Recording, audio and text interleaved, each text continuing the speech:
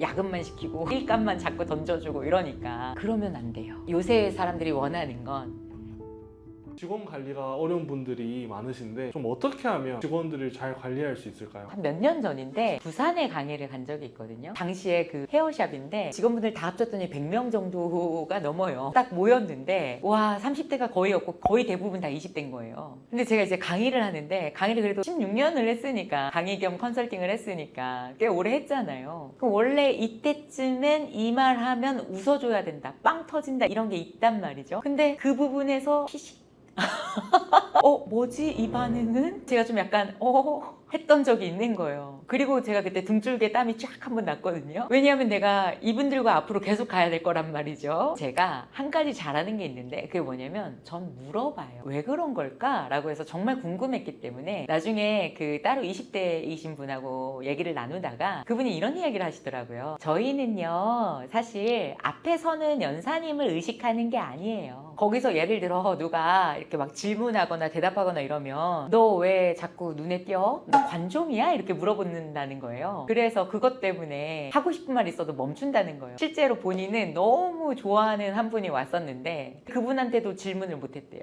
근데 만약에 질문을 하게 되려면 이렇게 하면 가능한다는 거예요. 예를 들어 질문 5개를 하면 5분 일찍 끝내줄게요. 이러면 내가 대의를 위해서 희생하는 거니까 그땐 내가 진짜 궁금한 걸 물어볼 수 있다는 거예요. 아 그럴 수도 있겠구나를 제가 알고서부터 모든 게 되게 이해가 됐고 제가 20대 강의가 너무 즐거워졌거든요. 어떻게 대처해야 될지를 알게 되니까. 그러니까 다른 환경 속에서 컸다. 제가 꼭 하나 말씀드리고 싶은 게 뭐냐면 20, 30대를 너무 좋아하는 게 굉장히 창의적이고 굉장히 빠릿하고 소라 AI 엄청나게 전혀 다른 세상이잖아요. 옛날에는 그 AI인 게 티가 났는데 광고회사에서 만들었나 싶을 만큼 그냥 뭐 하나 뚝딱 했더니 바로 나와버리는 세대잖아요. 근데 이런 거를 거침없이 만든단 말이에요. 새로운 걸 시도하는 거에 전혀 개의치 않는. 근데 이게 앞으로 10대들은 더하다는 거죠. 그러다 보니까 오히려 우리가 거꾸로 가서 배워야 된다라고 생각하기 때문에 그분들의 강점이 정말 큰 거죠. 다만 한 가지는 기성세대들이 어떤 걸 제일 그거 하냐면 예를 들면 탈퇴근한다? 뭐 약간 이런 거? 우리 옛날에는 약간 오래 있는 걸 미덕이라고 생각한 것 같아요. 늦게까지 남는 거.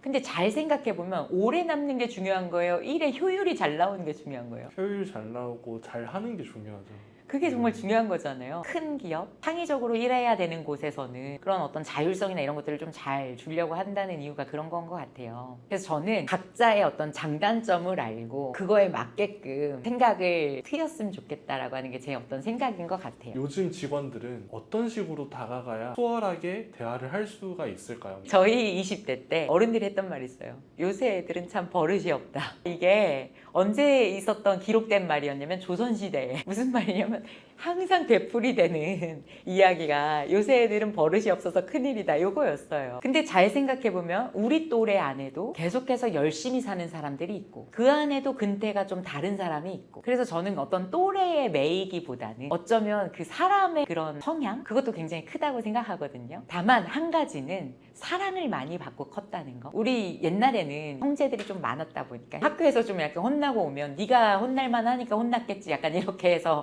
집에 왔다면 지금은 자녀가 하나 둘 이 정도밖에 안 되니 정말 금이야 오기야 이렇게 컸었는데 그러고 딱 하고 세상에 나왔는데 그 상황이 아닌 거예요. 왜 이렇게 나를 그렇게 귀하게 대해주지 않지? 나 정말 귀한 존재인데 그걸 알아주는 사람들을 반대로 좋아할 수 있다는 거죠. 예를 들면 내가 잘한 부분을 알아준다거나 근데 자꾸 그건 알아주지 않고 우리한테 야근만 시키고 일감만 자꾸 던져주고 이러니까 그리고 나는 안 그랬어 우리 때는 안 그랬어 막 이래버리면 그거 자체가 일단 구분을 지어버리는 거니까. 한 번은 제가 되게 재밌었던 게 우리 회사 식구분한테 우리 회사의 구인구지 그거를 막내 직원분한테 써서 내달라고 한 적이 있어요. 그랬더니 정말 재밌었거든요. 저희가 쓰는 것보다 모집이 엄청 잘 됐었어요. 월급이나 이런 게 바뀐 게 아니에요. 그대로인데 내용 중에 점심시간에 마음껏 자유시간 쓸 수 있음 그리고 회식 자율 메뉴 보고 참석 분석 가능. 오늘 요거 먹으러 갈 건데 먹으러 갈 사람. 그럼 대표님 오늘 메뉴 뭔데요? 요거예요. 아 그럼 저 오늘 안 갈래요. 난 갈래요. 막 이랬단 말이에요. 그런 식으로 이제 썼더니 문의량이 확 늘어버리더라고요. 요새 사람들이 원하는 건 자율과 존중과 어떤 그런 평등과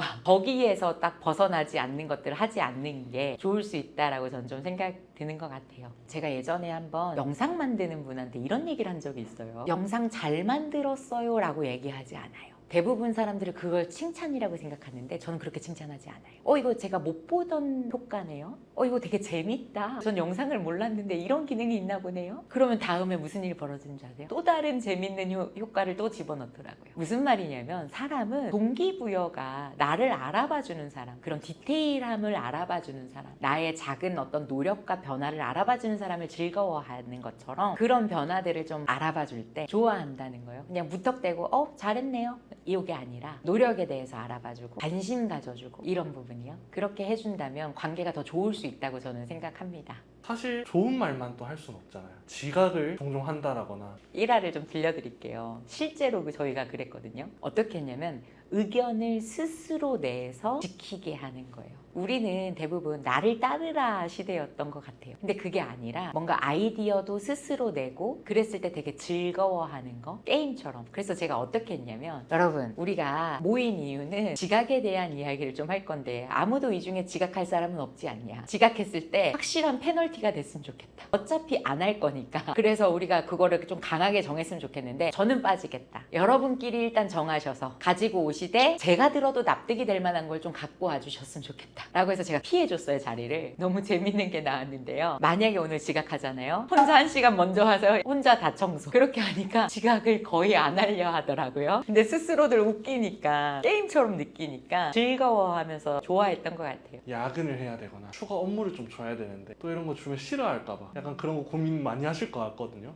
야근을 해야 된다. 근데 그거를 우리가 시키는 게 아니라 예를 들어 미리 얘기해 놓는 거예요. 요거를 이 시간 안에 우리가 끝내야 된다면 요거 어떻게 해보면 좋을까요? 라고 해서 계획을 한번 세워보게 한다면 내가 아니라 그분 스스로가 자기가 정해서 하는 거면 그러면 그건 얼마든지 괜찮지 않을까? 자진해서 하는 거랑 시켜서 하는 건 다르니까요. 이 직원은 이런 직원이구나 아니면 저런 직원은 저런 스타일이구나 이런 걸 좀 파악하는 대화하는 방식이 좀 있으실까요? 일단 보면 아낌없이 저는 칭찬해 주는 것 같아요. 사람들이 아껴요. 왜냐면 칭찬을 많이 해주면 인정을 많이 해준 만큼 급여가 많이 올라가야 될 거다 라고 생각하기 때문에. 근데 이제 저는 어떤 걸 얘기하냐면 나는 당신의 태도가 정말 대단하다고 생각한다. 애티튜드. 어떻게 이렇게 적극적이냐. 어떻게 이렇게 열심히 하려고 하는 그 열정이 나는 너무 대단하다고 생각한다. 이렇게 주인의식이 있는 사람이 와서 난 너무 행복하다. 이런 이야기들을 툭툭 하면 서로 즐겁잖아요. 근데 뭔가 어떤 당신이 없으면 안 될 것 같다라고 하는 이야기를 하면 안 되는 거죠. 그리고 가끔 어떤 사적인 얘기를 되게 많이 하는 경우들이 있더라고요. 그러면 안 돼요. 우리가 거꾸로 그분한테 사적인 걸 상담받는다고 쳐볼게요. 예를 들어 연애 상담이라던가 아니면 뭐 이렇게 요새 남편이 요새 이래 포지셔닝 자체가 이렇게 바뀌어버리잖아요. 말이 먹힐까요 다음부터? 그런 것만 좀 유념하셔서 너무 친밀해지진 않되 그게 서로 관계를 지키는 법이더라고요. 그래서 사람은 난로와 같아서 너무 가까워지면 뜨겁다고 하고 또 너무 멀어지면 또 차갑다고 하니까 그 적정선을 잘 지키는 게 진짜 필요한 것 같습니다. 저는 그 말 참 좋더라고요. 엄마도 엄마가 처음이야. 항상 처음일 때가 있었잖아요. 저도 가끔 생각해보면 내가 왜 이러지 할 때가 있단 말이에요. 그 돌이켜보고